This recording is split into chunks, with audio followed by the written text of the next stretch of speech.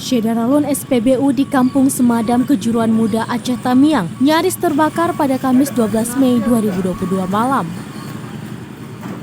Insiden ini bermula ketika satu unit sepeda motor yang dikendarai seorang wanita bernama Hani berusia 18 tahun terbakar usai mengisi BBM di SPBU yang terletak di persimpangan Tamiang Hulu tersebut.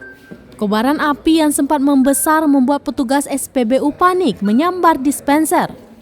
Jaka, seorang petugas SPBU, mengatakan usai ia mengisi BBM, sepeda motor Honda Supra korban tidak menyala saat di-starter.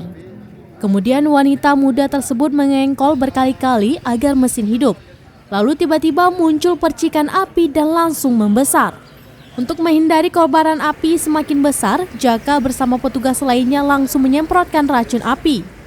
Beruntung api langsung padam sehingga kekhawatiran kebakaran di SPBU terhindar. Peristiwa tersebut tidak menyebabkan kerusakan apapun pada SPBU. Bahkan pengendara sepeda motor, Hani, warga Tamiang Hulu, tidak mengalami luka. Namun kejadian tersebut mengakibatkan sepeda motor korban rusak parah dan dipastikan tidak bisa diperbaiki. Kesulitan untuk hidupinnya, harus ada percikan api dari bawah keretanya, dari busian, harus dijatuhkan kereta. Itulah api menyambar kereta dulu. Hani dengan kondisi lesu terpaksa menghubungi keluarganya untuk mengevakuasi sepeda motor yang hangus dengan menggunakan becak bermotor. Dari Kuala Simpang, Rahma Wikuna, Serambi On TV.